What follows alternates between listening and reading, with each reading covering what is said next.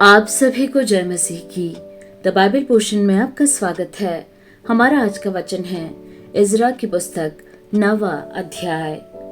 जब ये काम हो चुके तब हाकिम मेरे पास आकर कहने लगे, न तो इस्राएली लोग, न याजक, न लेवीय इस ओर के देशों के लोगों से अलग हुए, वरन उनके से अर्थात कनानियों, हित्तियों, परिज्जियों, यबूसियों, अम्मोनियों, मोआबियों, मिस्रियों और एमोरियों के से घिनौने काम करते हैं, क्योंकि उन्होंने उनकी बेटियों में से अपने और अपने बेटों के लिए स्त्रियां कर ली है, और पवित्र वंश इस और के देशों के लोगों में मिल गया है।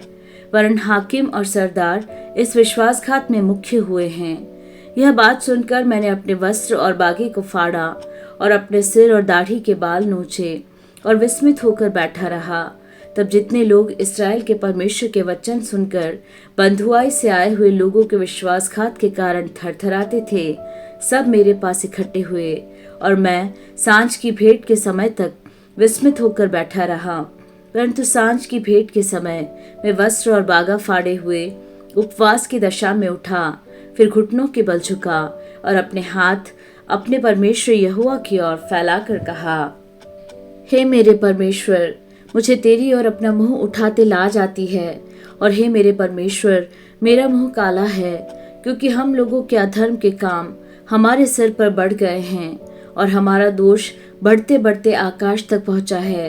अपने पुरखाओं के दिनों से लेकर आज के दिन तक हम बड़े दोषी हैं, और अपने अधर्म के कामों के कारण हम अपने राजाओं और याजकों समेत देश देश के राजाओं के हाथ में किए गए कि तलवार, दासत्व, लूटे जाने और मुंह काला हो जाने की विपत्तियों में पड़े, जैसे कि आज हमारी दशा है।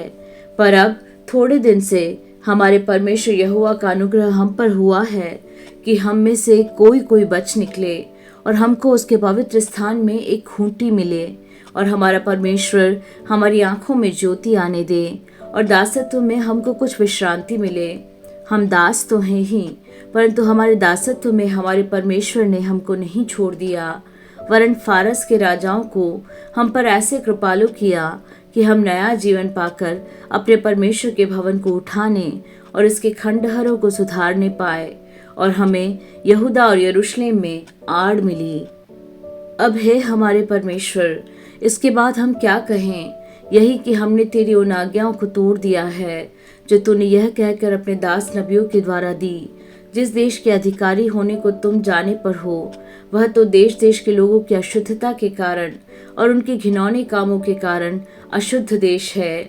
उन्होंने उसे एक सीमा से दूसरी सीमा तक अपनी अशुद्धता से भर दिया है। इसलिए अब तू न तो अपनी बेटियां उनके बेटों को ब्याह देना, और न उनकी बेटियों से अपने बेटों का विवाह करना, और न कभी उनका कुशल क्षेम चाहना, इसलिए कि तुम बलवान बनो और उस देश के अच्छे अच्छे पदार्थ खाने पाओ, और उसे ऐसा छोड़ जाओ कि वह तुम्हारे वंश के अधिकार में सदैव बना रहे। उस सब के बाद जो हमारे बुरे कामों और बड़े दोष के कारण हम पर बीता है, जबकि हे हमारे परमेश्वर, तूने हमारे अधर्म के बराबर हमें दंड नहीं दिया, वरन हम में से कितनों को बचा रखा है। तो क्या हम तेरी आज्ञाओं का उल्लंघन करके इन घिनौने काम करने वाले लोगों से समधियाना का संबंध करें? क्या तू हम पर यहाँ तक कोप न करेगा जिससे हम मिट जाए, और न तो कोई बचे और न कोई रह जाए? हे इस्राएल के परमेश्वर यहोवा, तू धर्मी है।